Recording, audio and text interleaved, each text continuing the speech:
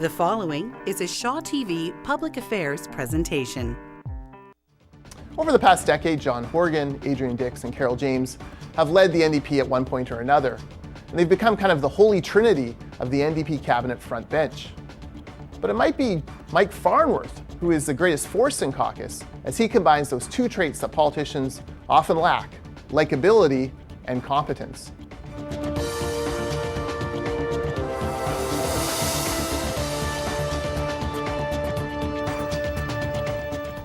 Good evening, welcome to Voice of BC. I'm Vaughn Palmer, and he is here tonight, Mr. Likability himself, Mike Farnworth. Thanks for being on the show. My pleasure.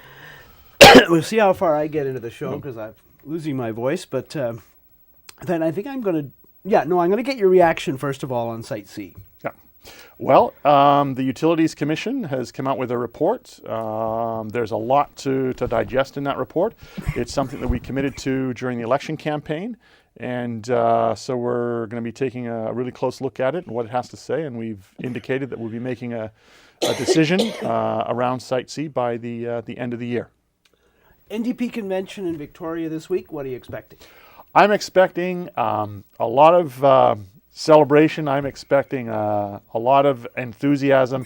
I mean, it's been, almost 16 years, well, more than 16 years since we were last at an NDP convention while we were in government. And so I'm expecting, a lot of happy New Democrats, John to get a terrific reception, and I think a lot of enthusiasm and excitement around the fact that we're now government. Do you think they'll try to enforce what you do or influence what you do on Site C? Oh, it's an NDP convention. There will always be lots of debate and lots of, resolutions on all kinds of topics. And there'll be people there with strong views on Site C on one way or the other. And that's nothing new. And we're looking forward to the convention. How's it going in the House? You got two jobs. Mm-hmm. You're busy. I'm very busy, and I'm enjoying every minute of it. There's the ministerial side of things, of the Public Safety Solicitor General, and then there's the House Leader. And it's interesting because it's Mike DeYoung is the opposition House Leader, and we've switched roles. We work well together. I'm finding that, the same approach that we had when we were in opposition, we're able to have this time around. There's a lot of communication, we're making things work, and today, I had to move an emotion to revisit something that we'd done last night because accidentally somebody made a mistake.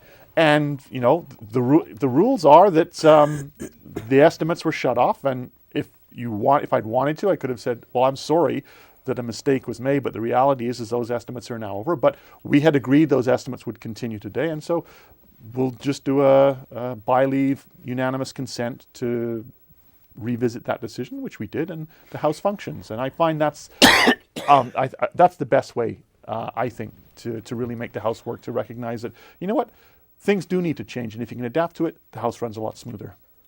Speaker's still getting a bit of a rough time from the Liberals, though. And some Liberals are still upset over the Darryl Plekis' decision to become Speaker, but I've noticed that I think there's a lot less animosity than there was at the beginning of the session. He's a new Speaker. He's learning the rules. I think he's doing a good job. I think he's called us to order a couple of times. He's called them to order, and that's one of those things that the Speaker's job is not an easy job. We now have three parties in the House. And question period is as question period is, regardless of who's in the chair. And this is British Columbia, and but it's working. We will go to questions on tape because we have a lot of them, and we're going to start with Christina Winter of the Green Party. Here she is. The record 2017 wildfire season endangered the health and safety of millions of British Columbians while destroying homes and property across the province. Just two wildfires on Elephant Hill and around Williams Lake caused more than $127 million worth of damages to insured homes, businesses, and vehicles, while the province has spent more than $500 million on firefighting costs this year. What lessons have been learned from the 2017 wildfire season, and what preparations are being made to mitigate damages in 2018 and beyond? We're going to have a postmortem on this? There will be a postmortem. There'll be a number of postmortems. Once the season's over, which it is now, there's a postmortem that's done within the ministry, within government. At the same time, we'll also be doing a review in terms of lessons learned and are there particular issues that need to be paid attention to. I can tell you just from the emergency management side of things, I've already identified one of the key priorities that we need to address is our system of how emergency management is delivered when people come into the system itself. In the last couple of days, in fact today, we passed the e-ticketing legislation, which allows police officers to issue a ticket electronically. Right now, one of the challenges during this fire season was that you would come into an emergency social services center, you had to fill out a paper form. You had to do that every 3 days. The Red Cross across the street is done electronically. That leads to all kinds of inefficiencies, all kinds of time taken up for both the volunteers, the people in emergency social services, and the people who've evacuated. We need to move to an electronic system. That's something that clearly we need to get working on. The other issue that we're looking at and work is being done, there's the United Nations, the Sendai protocol, which has been adopted by Canada, which is a way of assessing risk within the province so that you're making decisions in terms of what is the nature of the risk and making decisions on prevention on that basis. And it's a framework, it's a very broad framework, but it's something that we think will help us a lot. It doesn't just apply to fires, for example, it applies to floods and to earthquakes. So that, again, is something that we're looking at. Finally, we've got to start to address some of the issues, and this is where it flows into other ministries, for example, forest lands and natural resources, issues around reforestation, fuel management, which has been a perennial issue in this province because Fuel the buildup being of the like brush and that brush, builds up around where people live. Exactly, particularly on the interface between communities. And that's what was particularly problematic in a lot of communities in this fire season. And then just the sheer size of scope of the fires this year and the intensity in many places, having a much better assessment on the risks in some of those key areas on the ground. In many cases, the organic layer of the soil was burnt right down. That's going to have some significant issues in the springtime on slopes in particular. So there's a lot of lessons to be learned, but a lot of that work is being done through a postmortem, which is taking place now that the fire season is over. You've been given a hard time in the House recently, in question period, for not paying invoices for people in parts of the province that still haven't been paid for putting someone up or providing supplies to the ministry. What's your answer? The fact of the matter is over 80% of invoices are paid within 30 days. We've hired additional staff within the ministry. The scope of this season was so large and outside the norm. And the bills are paid on, for example, fires being fought are done through forests, lands, natural resources. Then emergency social services, for example, comes in my ministry. We usually normally have one, we went to 16 people. On forest, lands, and natural resources, they increased significantly to over 80. Those individuals are based in the fire camps themselves, where the contractors are actually fighting the fires, and so those receipts are being paid as they come in and as they're verified. That's one of the reasons why we have to, in the case of my ministry, we have to move to an electronic system. Because in the case of the issue that was raised in the House, we have to go back and find those paper receipts. And it would also be helpful if, when the members of the opposition say there's a problem, if they would tell us the names. Well, they're not going to do that because you might take retribution against which them. I just found to be ridiculous. If your goal is to help people, we need to know the names so we can reach out to them. And that's in fact what has been taking place. I think we were given, I'm not sure the exact number, but I think it may have been about 15 to 20 names. And the ministry has been reaching out to them to see what the problem is. And I think in most cases those issues have been resolved. But remember this, 65,000 individuals have been helped through payments through emergency social services. That's a huge number. And the reality is there are times when something does fall through the cracks. And in many of the cases, what we found, it's because there was no contact information, or something was not filled in, makes it difficult to actually to get in touch with the people. But we have been working, and the ministry staff have been working extremely hard to ensure that when there is a claim, that it is paid quickly. Bill Tillman with a question about a series of stories, actually, that's run Post Media in Vancouver. Sam Cooper, amazing series of stories on money laundering and casinos. A question for the Solicitor General. Here's Bill. Minister, a number of reports, particularly by Sam Cooper of Post Media, have indicated what looks to be a massive money laundering operation through casinos in the Lower Mainland. And a lot of alerts were actually raised, and yet nothing was done, and an investigation team was disbanded earlier by the Liberals. What should have been done, and what will you do to stop money laundering in casinos? This is a rough one. This story, I think, is just beginning. I think we're just seeing, the start of what's taken place over the last few years. The Attorney General's Ministry has appointed Peter Gurman, Yes, in his name, to do a review and to look into what's taken place. So that is actually underway, and I think that's the big concrete step that needs to be taken. And then whatever actions are required that flows from his investigation, we're going to be awaiting his review with considerable anticipation. you guys have given the Liberals a hard time too for disbanding. Absolutely. I mean, the question becomes, you've got this unit that's in place to oversee these and to look at this kind of activity, and then you disband it, and then we start to hear about the stories or the Duffel incidents, bags full duffel of bags cash. full of cash. Yeah. In some cases, over $200,000 in $20 bills. And you kind of go, Well, a lot wait, of us have that lying around the house. I know, it's like that doesn't raise alarm bells. It should be raising alarm bells. And that's why this review is so important. Okay, so this one's come up in the House as well, and the Liberals had a bit of fun with it. The New Democrats, not so much fun, but had some answers. Here's Andrew McLeod of the Tyee. A few days in question period, the BC Liberals were going after one of your ministers because she had appeared in photographs with somebody who was facing criminal charges. At the same time, the BC Liberals, for much of the last few years, had a president who was facing charges in Ontario. I'm wondering if you see a contradiction there.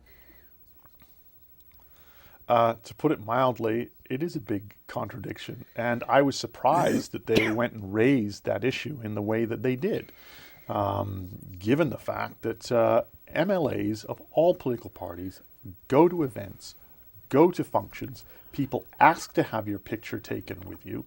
9 times out of 10, you may not know who the individual is. Well, the Premier did say that he was sorry he ended up in the shot with one of these characters. And that's one of the challenges, and a lot of times it had to, I'm quite sure in the case of the Premier, had he known, then it would not have happened. But I was surprised that the Liberals decided to go down that road, because it can just as easily happen to them as in fact it has done. During the election campaign, for example. I guess you'd probably tell people from the party, though, or local organizations do you tell them ahead of time, like, I'm the Solicitor General now, I'm the Attorney General, I'm the Premier? Try to make sure that there's no one actually packing heat in the crowd behind me. And I mean, one of the problems is when you go to, particularly big events where there can be, hundreds or sometimes even thousands of people, it's very hard, because people come up to you right out of nowhere and go, can I have your picture taken? Last week on the show, we had the president of the BC Federation of Labour, Irene Lanzinger. She was in town for a big policy meeting and generously taped a question for Mike Farnworth. Here she is. Minister Farnworth, we have long advocated for greater accountability when an employer causes the death or serious injury of a worker and is criminally negligent. What are you going to do to strengthen the accountability for employers when they cause the death of a worker and we find out that that is because of their criminal negligence? That's a really important issue, and because we've seen, not just here in British Columbia, but in other provinces, other parts of the country, some really, terrible, tragic accidents, and the end result has been because of criminal negligence. I mean, Westray, for example, and the Westray law that came out of that, I think, is the perfect. Nova Scotia, Scotia, right? Nova Scotia, and that was 25 years ago. One of the things that we're looking at within my ministry, for example, is there an opportunity to have, let's say, a dedicated police resource that focuses on workplace accidents with that focus around negligence, for example. That's something that we are exploring within the ministry at the present time. We had a couple of sawmill explosions in British Columbia, and as I recall, some of the controversy was that Workplace BC and the police weren't cooperating very well together either. That whole issue, and I think this is one of those. This is where this relates to, and that's why I think, if we've got. It would send a signal that these issues are taken seriously by government if, for example, we had, in the same way we have special police dedicated to other particular issues, if workplace deaths, for example, we had police specifically trained in investigations into those kinds of incidents. Let's talk about marijuana. So you have put out a press release today, your ministry. 48,000 British Columbians responded to your call for responses on legalization and what the hell we're supposed to do about it of cannabis. Not all of them inhaled, I don't think.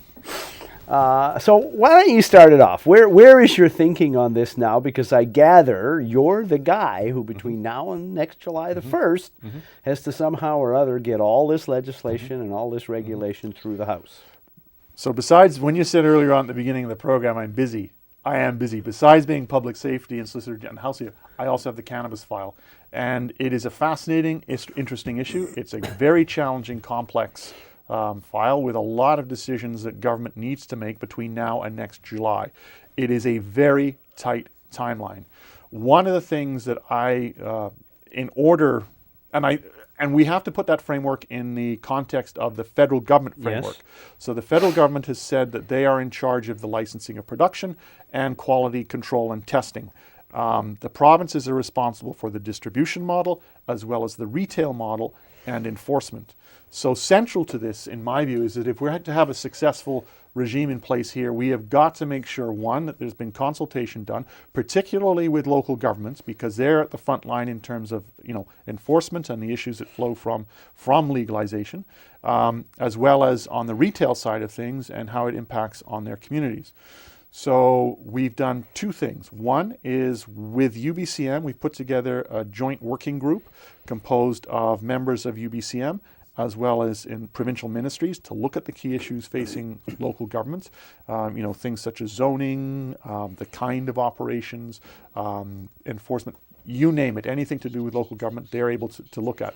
At the same time, we also said we wanted to hear from the public at large. We put out a consultation process website that's been up now since UBCM, which was, I think, the last 6 weeks ago.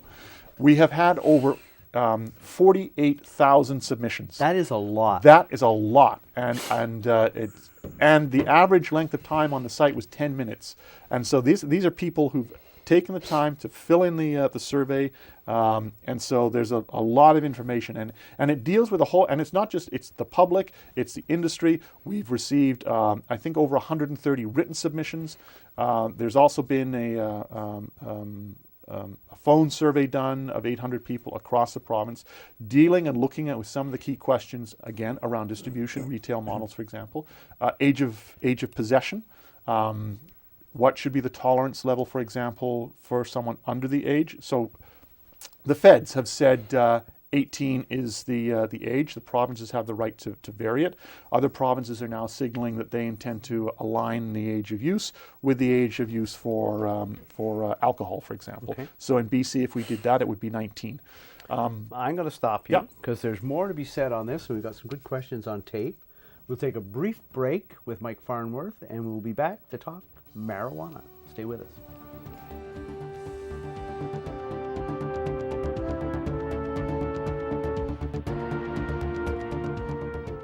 Removing the tolls on the Golden Ears and Port Mann bridges represents populist politics at its very worst. It may score you a few extra seats, but it's bad policy at a fundamental level. What it's done is essentially say any new bridge can't be tolled, the patella was going to be tolled, so that any new projects will require more capital be put on public debt, risking our credit ratings and perhaps the servicing of all our debt. And frankly, it has just created congestion, and it's created troubles for those people who are willing to pay because they needed to get to town in a timely fashion. I'm not sure why the BC NDP did it, other than to score some cheap electoral wins, but frankly, the public deserves better.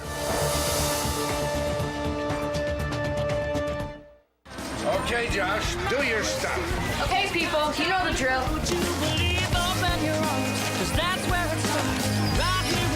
Generosity, pass it on. A message from the Foundation for a Better Life. There are more ways to connect with us at Voice of BC. Email us at vobc@shaw.ca. Follow us on Twitter at Voice of BC. Or like us on Facebook at facebook.com/VOBC on Shaw TV.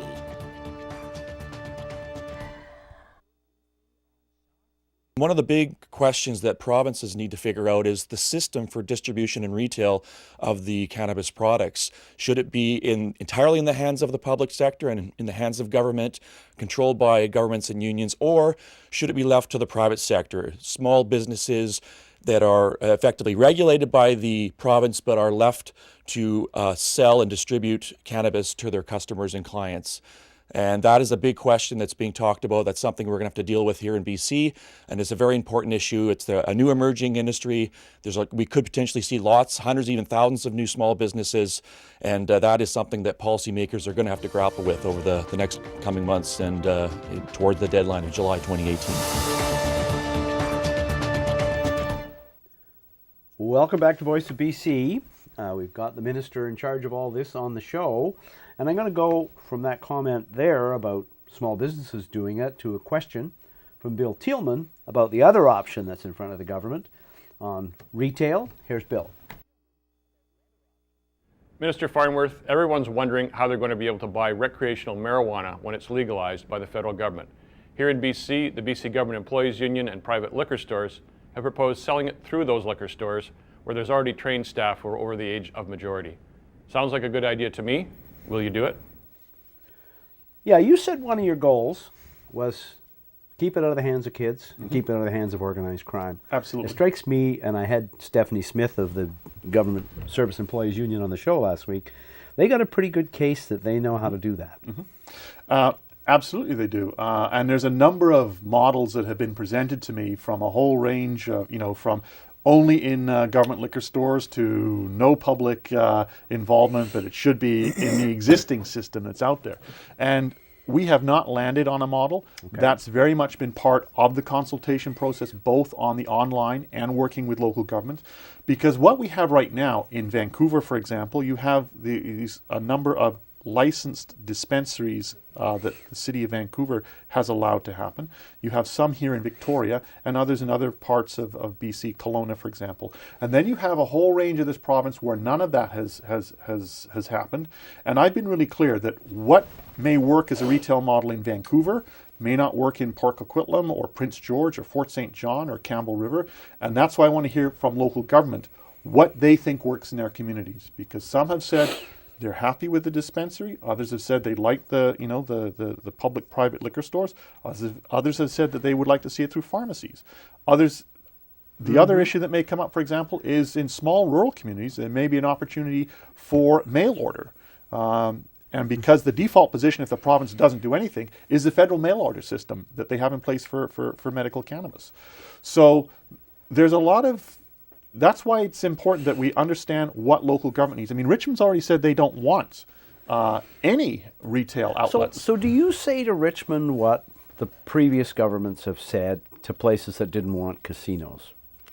Fine, no casino, you don't get a share of the revenue. Share of the revenue goes to municipalities that have the casinos. Do you say the same thing to them on marijuana? That is always an option. That is a possibility. I mean, revenue sharing is something that is being dealt with. I know that's one of the issues that local government is bringing up. It's also one of the issues that the province is currently engaged in with the federal government. And so there's a lot of unanswered questions around that. But the bottom line is this: local communities are going to have a big say. And I know one thing: whatever system is in place, it will be legal, it will be selling legal product, and there's going to be no place for illegal product or illegal activity. I think Ontario has decided to have standalone stores, right? They're I guess the view there is selling liquor and marijuana in the same outlet, like a government liquor store is sending the wrong message. What's your thought on that? I understand, there are a lot of people who say that's the model, that there should be no co-location, as it's referred to. Others have said they don't have a problem with co-location. And one of the challenges we face is we have to get this done by July of next year. It is a very tight time frame. So to say, you can't, to rule out co-location, I don't think we can do that at this point. Okay. We need to be ready for when legalization takes place, not just on the retail side, but also one of the big issues around that is the issue of production, for example. Okay, and supply. So I was going to ask you about that. It's been referred to many times as British Columbia's biggest cash crop. There are a lot of places in British Columbia where I assume if it is the biggest cash crop, it underpins the local economy. So the feds are going to control production. Are British Columbia producers going to be able to get in this, or is it going to be like milk quotas where we discover that they're all assigned to Quebec? Well, that's a very good question, and it's an issue that I'm particularly concerned about because the feds do control production. I think there are about 58 licenses nationwide that the province or the feds have granted. This is for medical, though, For right? medical. Okay. And that 15 of those licenses are here in, I think it's 15 are here in British Columbia. Okay. They have indicated that they intend to increase the number of licenses and increase the production quota for those licenses to meet the anticipated demand. But the reality is this: we have had in this province an industry that's been in place for a very long time. Some of it, and it underpins the economy, for example, it's no surprise in the Kootenays, certain parts of Vancouver Island, and even various islands on the coast of British Columbia that shall remain nameless? So one of the issues that I'm concerned about, is there a way, and I'd like the feds to take a very close look at this, to bring in small-scale producers into the system.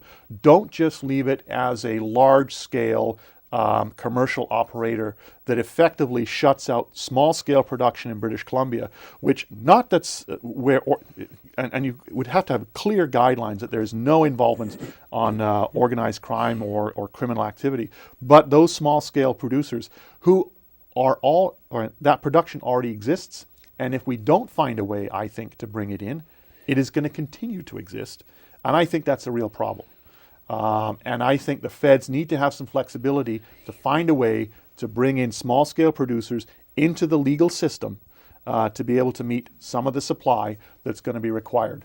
And from what we've seen in other jurisdictions, it's going to be there'll be a significant demand. Man, you are going to be busy. We could do a whole show on just this subject, but there is a bunch of other stuff. We might get back to that topic as well. Let's go to Jeff Bray, which is the other drug problem in British Columbia. This one is just a nightmare. Here's Jeff.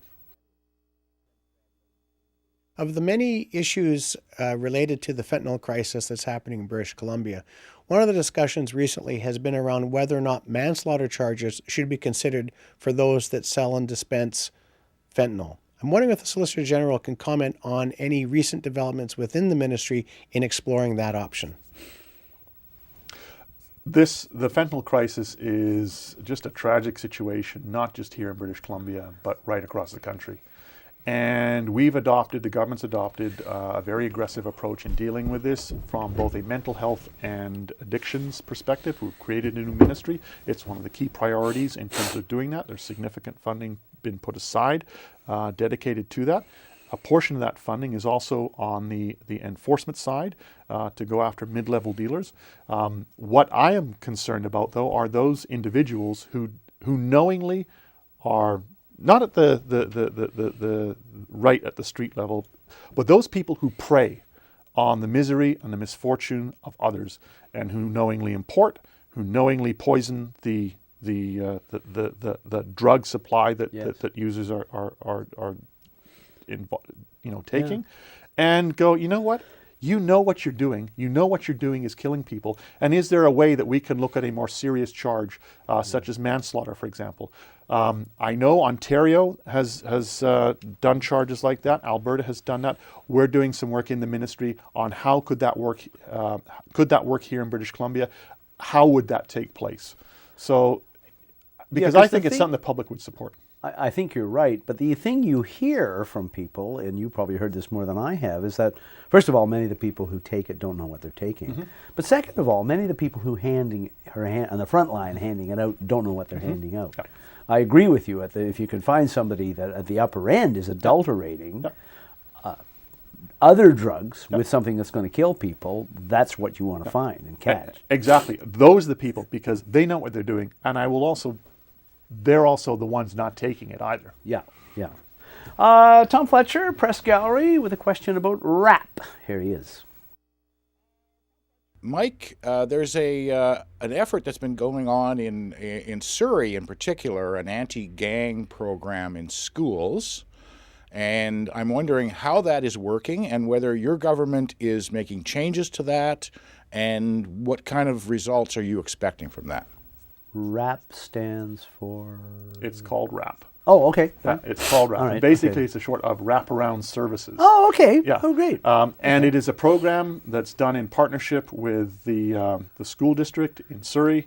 The RCMP and the province has provided funding for that to identify kids at risk and, in essence, wrap them in the services and the supports they need to get them out, to keep them out of the gang lifestyle. It's in Surrey. We've announced a significant increase of $500,000 of funding that will now continue year after year. What that has done is it will bring down significantly the wait lists that were as high as 90 kids at one time is now down to, I think, 12, and we'd like to get that eliminated completely. It's also the kind of program that we need in terms of on dealing with young people and gangs is tailored to specific communities. There's programs in Abbotsford. There's a version of the RAP program in the Williams Lake area, for example. But it has had, I think, considerable success in terms of helping kids get on the right path. And it's a very key component of the anti-gangs strategy, particularly on the prevention side. It was a very big platform that the New Democrats took into the election this spring, and of course everybody wants to know, when are you going to do everything you said you were going to do? This is a regular question. Andrew McLeod of the Tyee, though, this is an important one and a good question. Here's Andrew. One of the instructions in your mandate letter was to increase funding to fight spousal assault, domestic violence, and other crimes. I'm wondering if that funding should not come from the Finance Ministry, or if that means you have to find it somewhere else in your budget. That's a great question. Yeah. And in fact, I actually met today with advocates on that very issue. And it is an issue in my mandate letter. It is an issue that the government takes is very much a priority for us. We are going through the budget process right now. It's one of those. This is for the budget that will come into the House in February. That comes in February. So what we do is we look at what kinds of programs are needed, what kinds of funding. You put the rationale together. That goes to Treasury Board. Then it goes from Treasury Board to Cabinet, and it goes through part of the budget process. My expectation is that I'm not looking to allocate, and I don't want to get ahead of myself with the finance minister here. Maybe this is a bit of on-air lobbying, but I'm not looking to reallocate money from within my ministry. I will be seeking additional money for. And you'll probably be the only minister in government that's asking for more money next year. And that's the other thing is that we do have a budget in February, and a lot of people go, "Why haven't you done this now? Why isn't it all done yet?" Well, the reality is we have a platform, and it's our intention that, it's not all this February, it's over 4 years. And I think that's an important message to get out there. Well, you also spent one of the longest periods in provincial history taking office from between May the 9th and July 18th. Yes, so that's right. That wasn't all your fault, although some of it, I guess, was. Okay, Bill Tillman, this is a tough one. I have an opinion on this one, but I want to hear yours. Here's Tealman. Minister, marijuana will soon be legalized, but how do you feel about legalizing other drugs? Many feel that drug addicts who are addicted to heroin and street drugs and dying from fentanyl should actually have a legal option where they can get the drugs which are clean, clear, and from medical authorities. Would you consider that? We ready for this? I think right now there are some pilots going on at the federal level, where the federal level is the federal government is looking at how they work. I think right now we are engaged in the biggest public policy change around drugs in this country with the legalization of cannabis. And I think right now that's where the focus is going to be, and that we need to make sure that that's done right and see how that works, because this is going to be one of those areas where, we will be warned about what consequences are, both good and bad. Yep. And at the same time, in any public policy change like this, there will also be the unintended consequences, and there will be much to learn from that. So there's a lot of work that needs to be done on the current issue before I think we can look at expanding or going into other areas. I know you went down to the United States to tour some of the states down there that have legalized marijuana. While I think Bill's idea has merit, I think it'd be tough for us to do that with our border with the United States without them doing some of that as well. I think it's going to be a real challenge. It would be a real challenge. But you also raised, I think, a very important point around the legalization of cannabis in British Columbia and this country. There's going to be a lot of education work that is going to be needed, not just on the health side of things and with young people, but also on educating people that it may be legal in British Columbia and it may be legal in Washington State, but it is not legal at the border crossing. That's a federal jurisdiction, and it is still illegal. And so when you go down there, you can't be going down. And it's a big problem that both the U.S. is not interested in the fact that we are legalizing it here. And so when you get asked that question at the border, do you smoke cannabis, or have you smoked cannabis, or do you have traces on it in the car when they bring the sniffer dog out?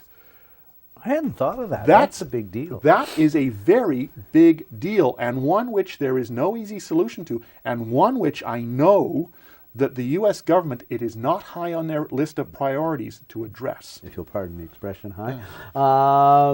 You're basically trying to get past Donald Trump when you're going into the United States. Absolutely. Yeah. So even though you're right, even though it's legal in Washington State, that's you're going to have to put warnings up about that. There will be stories on that one from people who didn't quite get it.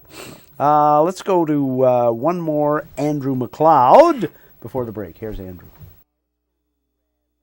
It's been a long-standing problem in Canada and in British Columbia that Indigenous people are overrepresented in the province's jails and caught up in the justice system.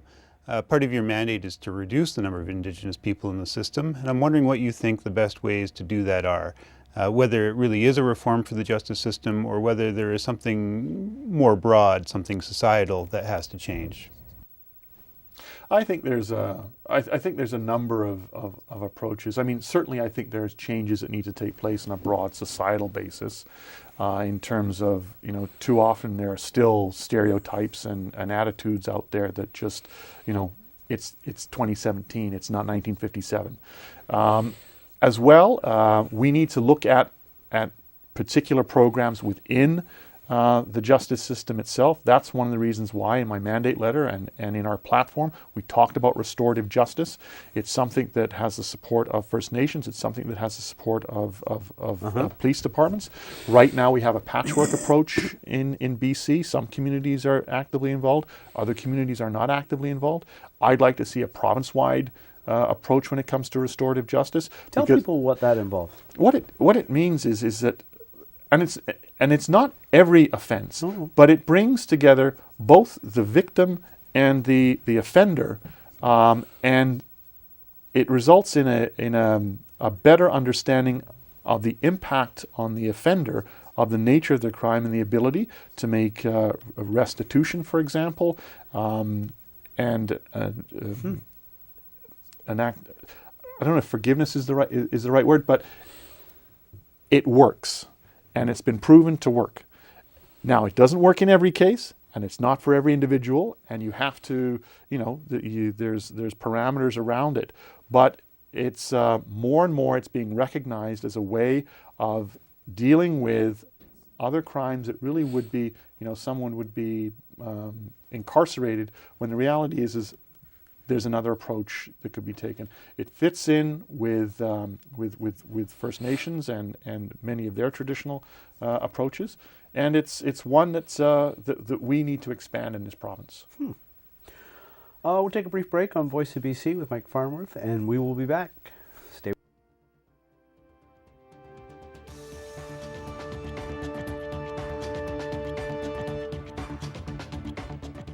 We're happy that the Fair Wage Commission is looking at the timeline for the $15 minimum wage. Some people thought that was the NDP giving up on the 2021 deadline, but we're delighted that we get to argue that the $15 minimum wage should be implemented before 2021. Alberta will be there in October of 2018, Ontario will be there in January of 2019, and BC should be in line with those provinces because we are a more expensive jurisdiction than either of those provinces.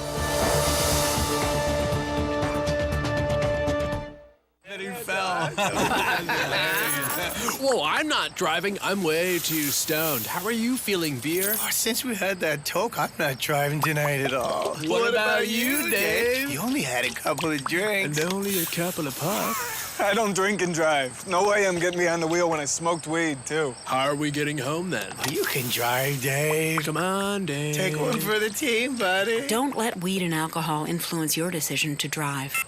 Yeah, I need a ride.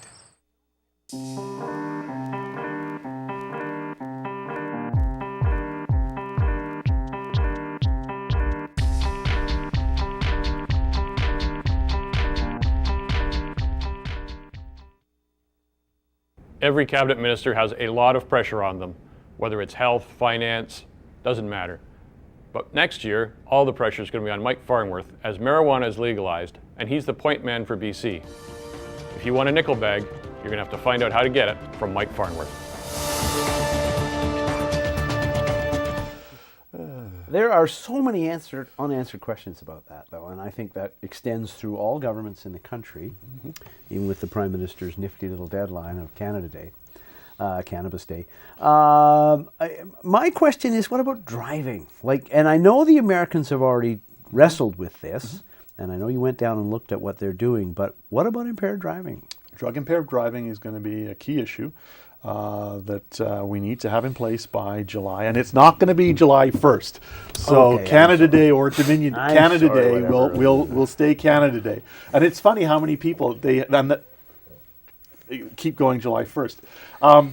So in terms of drug-impaired driving, the issue is being dealt with at the federal level by Bill C-46. Okay. And that's working its way through the federal House process right now. The provinces are very concerned about this because we need to ensure, one, there are standard. There's a standard that's uniform right across the country. The feds are right now, I think, putting together the standards for the saliva testing equipment, which is what they're going to use. The provinces have said to the federal government, you need to pony up in terms of the money for this because it's going to be significant costs, not just in the equipment itself, but in the training that's going to be required for officers, right? Remember how many drunk driving things were thrown out in the early time because police hadn't been properly trained, the equipment didn't work properly, the test was too vague. And that the number of officers that are going to have to be trained is significant right across the country, and that's a huge cost. And again, this is one of those things that most people, I think, don't fully understand, is that the costs associated with the legalization, especially in the upfront years, are going to be significant. And so if people are saying, oh, there's a windfall for government, it is not. That is not there. We need to ensure that it's not priced or taxed too high, otherwise you don't get rid of the black market. But drug-impaired driving is, and I've met with groups concerned about that, both at the employer level. The trucking industry, for example, has real issues around this. So there's a lot of questions that need to be dealt with. Stephanie Smith, the BC Government and Service Employees Union, was on the show last week as well. Here's her question for Mike Farnworth. Hi, Minister Farnworth. As you're well aware, our corrections officers in BC's jails are facing dangerous conditions every single day. And we're seeing the results of what's happening in our jails. We're losing corrections officers out of the system every day, partially because of the inmate to staff ratio being out of control, 1:72, but also because of compensation. They are now amongst some of the lowest paid corrections officers across the country. What are you and the BC NDP government willing to do to address the issues of occupational health and safety and retention in BC corrections? 1:72. We are aware of issues around corrections officers, the health and safety side of things. We're looking in my ministry at ways in which we can address that, and working with corrections officers and Stephanie and the BCG on how to do that. The issue of compensation, again, is also an issue that we are aware of, particularly as it relates to corrections officers. We know that we're losing corrections officers now quite often after they've been trained. We had this come up with sheriffs this year right. too, And right? the sheriffs is a similar issue. Yeah. And the fact is they're going to other law enforcement, police, whether municipal pays better. or RCMP, pays better. Bargaining and negotiations are going to be taking place with the BCGU, and I fully expect that this will be one of those issues that they're going to want to see addressed. Question about the Police Act. Douglas King, here he is. British Columbia has one of the most complicated systems of police accountability in Canada. Are you prepared to make changes to the Police Act so that liability is held with police boards instead of municipalities, which would make it significantly easier for individuals to bring actions against police? The Police Act is a very complicated piece of legislation that has been amended over the years, and is in due, I think, of in essence, a rewrite, a new piece of legislation. That is not something that is going to happen overnight, nor is it something that can happen without a lot of consultation with local governments and the police, and it is one of those issues that the ministry is aware of, but it is a very complex issue and piece of legislation. Talking about cannabis, how many different pieces of legislation are you going to be wrestling with? I think we'll be wrestling with quite a few. I think that's one of the areas right now where we're getting a full understanding. I mean, certainly there will be local government legislation. I expect there may well be amendments to the Police Act. There may be health legislation. There may be potentially transportation legislation. There may be agricultural legislation. Landlord and tenant? Landlord and tenant.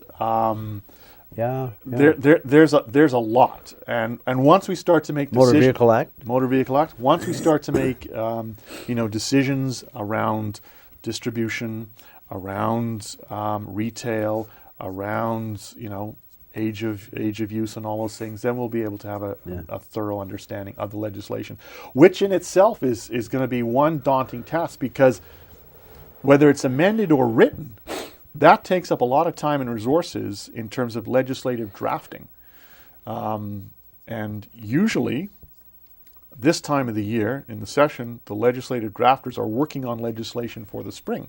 Because of the way, the election in the spring and the delay and the lateness and this session, getting legislation for this session puts additional pressure on getting things ready for the spring.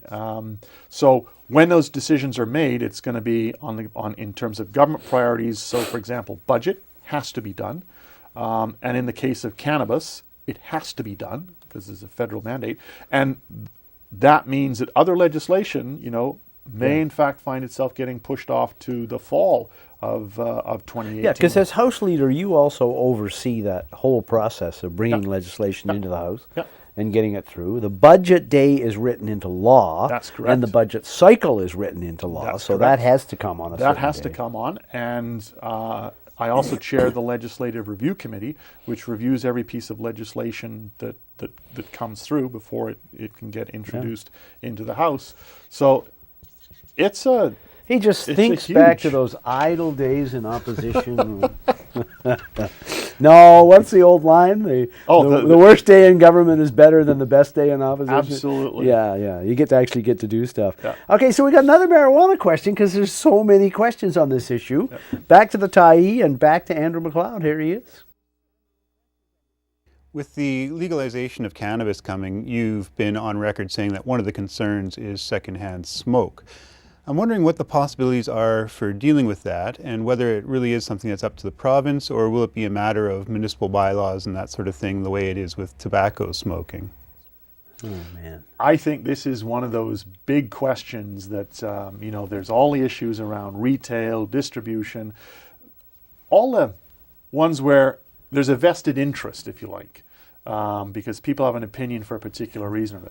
But if you talk to many in the general public, after their kids' safety and crime issues, it is secondhand smoke.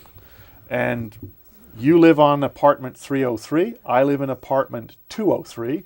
I have a medical prescription for medical cannabis, and you like clean air, and I'm out in my patio, and it's a recipe for conflict. And so that's one of those issues that needs to be dealt with. Now, I think there are ways of dealing with it. I think Andrew is right. I mean, we can look at, in terms of consumption and use of cannabis, apply the same regulations that apply to tobacco as to where and when and where you cannot do it, which basically means not in public. Stratas will have the issue, are going to have to deal with that issue.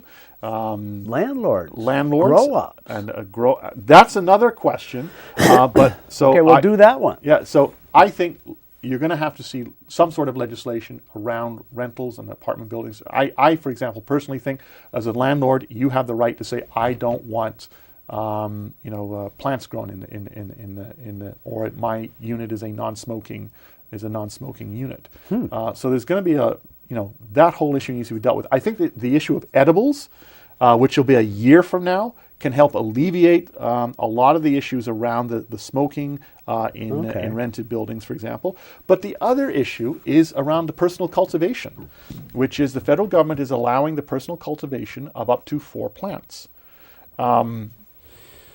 So really big plants. Well, that is actually a very important question, because some people suggested, why didn't they say 4 plants within a limited area of space, as opposed to, people with a green thumb can make a plant grow extremely large. And landlords, do you grow, it's hydroponic, for example, the power issues, all of those things need to be addressed. They're not going to allow, my understanding is outdoor cultivation. So, oh man, there is a lot. You are going to be one busy guy. Well, we do have a few other things to talk about. Well, I just find this fascinating because it's a lot of things that I hadn't thought about. Clearly, he is thinking about them. Back to Tillman. This is a nightmarish case, and I don't know what you do about it, but here's Bill. Minister Farnworth, you know well the case of Alan Schoenborn, the man who actually killed his own children and left them to be found dead by his estranged wife. He's now able to possibly get day passes and possibly get even further releases later. What do you think of that? What can BC do to protect the safety of the public and particularly of that family that is still traumatized by this horrible, horrible incident? This was a terribly tragic case. The individual, Mr. Schoenborn, is held at the forensic facility, which is in the Tri-Cities in Coquitlam. I don't believe that he is going to be getting out anytime soon, but right now he has the ability to apply for day passes, and they hold hearings. There was a most recent one under the new federal changes that would declare him ineligible to be able to do that. The judge did not rule, or that it was not ruled in the way that the Crown, that the province wanted, which is unfortunate. We reviewed the Attorney General's ministry. Actually, he's the Deputy Attorney General, who is independent, decision made, reviewed, and found that there was not the ability to successfully appeal that. I hope at some point that there is the opportunity to do that, but right now, what I know is he is not going to be getting out. He will be there, I think, for a very long time to come, because everything I've heard is that he's not taking treatment, that he's still got anger issues. While everything else is going on this fall at the legislature, the House is also dealing with a piece of legislation that a year from now or thereabouts will put us on track for a referendum on whether or not we want to change our electoral system. So we don't have a lot of time left, but a couple of questions about that. We'll start with Jordan Bateman. Here he is. Minister, it seems pretty clear from Premier Horgan's comments, along with Andrew Weaver's, that both the NDP and the Green Party will come out guns blazing in support of proportional representation in next year's referendum. But this will disenfranchise a lot of northern British Columbians, people who live outside Vancouver Island and the Lower Mainland. Conveniently, the Lower Mainland and Vancouver Island is where most NDP MLAs and Green Party MLAs are. So how are you going to justify to these people who don't support your party, who didn't vote in NDP or Green MLAs, how are you going to justify to them taking away so much of their voting power in the north, in the resource communities, in the interior, the Okanagan, and the Kootenays? Is it clear how hard the government's going to campaign to get this thing through? What we said is that we will campaign in favor of it. But the reality is this: people make their own mind up, and just because they voted for an NDP or a Green Party or a Liberal Party MLA does not mean that they necessarily share the party's point of view when it comes to this referendum. And we have seen that on many referendums that have been held, not just in BC, but across the country. I give people full credit. This is not going to be, people aren't going to vote on this on the basis of a partisan basis. They're going to vote on whether they think this is a good change in how we conduct elections in this province. Will there be, we haven't seen all the legislation yet, will there be spending limits and equal funding for yes and no? Those are questions that I know will be coming out once the legislation. I mean, right now it's just at the second reading, yes, and there'll be the committee stage, and I'm sure that all those questions will be being asked at that. Okay. Almost done. Jamie Lawson, Vic, asking about his favorite system of electoral reform. Here he is. I spent too many weeks and months of my life trying to explain single transferable vote to my undergraduates to not have a stake in this. But it seems to me that the BC electorate has actually spoken on single transferable vote twice now. And that would argue to me that you'd want to think about another reform proposal to put before British Columbians. On the other hand, coming up with agreement for some alternative generally takes a lot of time, and you folks don't have a lot of time. You've got a year. So is STV dead, or is it the only logical thing to put in front of British Columbians in this referendum? I loved trying to explain STV. It could occupy you for a couple of hours. Yeah, no, I mean, the reality is this the first time the referendum was held, it came very close to passing. Yes, it did. Second time it didn't. Exactly, and in fact, if you had run it on the way that I think it was on the second time it was run, the results of the first time I think would have passed. Probably, yeah. And the way you guys are running it, we would be under STV now. And the reality is that whether it's STV, I mean, and you're right, it is a challenging system to explain. There are many other systems that exist in jurisdictions around the world where proportional representation has worked very successfully. Mixed member proportional, for example, is one of them. But New Zealand has moved to a proportional representation system. New Zealand is hardly a We're going to have to stop country. You there, and it's such an exciting topic. But listen, you're going to be so busy with marijuana for the next year that you're not going to have any time to explain STV to anybody. Thanks very much to Mike Farmer for being on the show. Really appreciate your time because I know you are busy, and I hope we made that point to you. Thanks for watching Voice of BC, bringing the legislature and BC politics into your living room. Good night.